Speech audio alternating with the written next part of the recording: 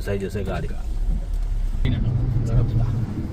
તો આ જે રસ્તો વડોદરાથી ગુણગામ સુધીનો જે ચાલુ થયો છે તે આ રસ્તો છે. આપણે જોઈ શકો છો આ બ્રિજ પર છે. અમે અત્યારે અહીંયાથી જઈએ છીએ નર્મદા નદી પર આ બ્રિજ બનાવવામાં આવ્યો છે. તો મેં તમને બતાવીશ ક્યાંથી ઉતરવાનું છે અને ત્યાં કેવો રસ્તો છે. તો જુઓ, તો આપણે બરોડાથી સુરત તરફ જતા હોય તો વચ્ચે આ રીતના બેરિકેડ મૂકેલા છે, તો ધ્યાન રાખવું.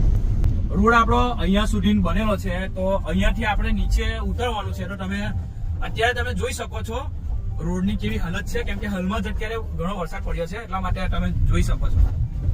આ થોડું કીચડ છે. તમારી નાની ગાડી હોય સીધા તો એ તમારે ધ્યાન રાખવું.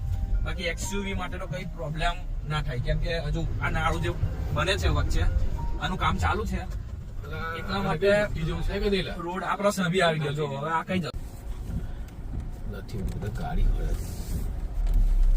ફસાઈ જશે ગાડી.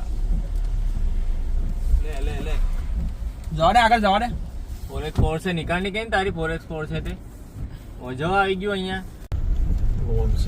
આ નોનસેન્સ લોકો રસ્તામાં આવી જાય ને, હવે તે વસ્તુનું ખાસ ધ્યાન રાખવું. ખોટો ગુસ્સો ચડાવી દીધો યાર. મસ્ત વિડીયો બનાવતા હતા. આ રીતના નાળું છે ને અહીંયાથી પાછો હાઈવે આપણો ભેગો થાય છે. થોડેક આગળ આવતા આપણે આ રીતનું છે. જો અહીંયાથી પૂનગામ તરફ ઉતરવાનો રસ્તો છે.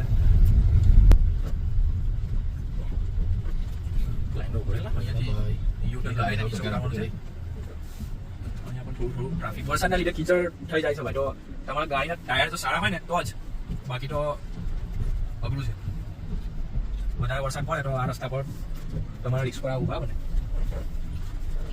અહીંયા આગળથી કામ બાકી છે. આ જો અહીંયાથી યુટર્ન લેવાનો છે. આ છે રસ્તો વરસાદ પડ્યા પછીનો.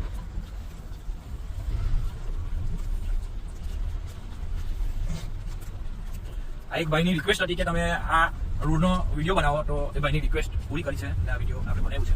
તો જુઓ, લાઈક કરો અને મને ફોલો કરો અને શેર કરો વધારેમાં વધારે, તો આ રસ્તા પર જે કોઈ આવતું હોય તેને આનું ધ્યાન રહે.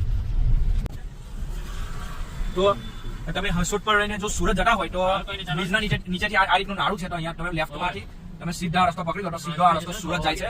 ઓલપાડ પર રહીને હસોટ પર રહીને. તો આ રીતનો રસ્તો છે. અંકલેશ્વર તમે જવું હોય તો તમારે રાઈટ સાઈડના રસ્તા પર રહીને જવાનું રહેશે.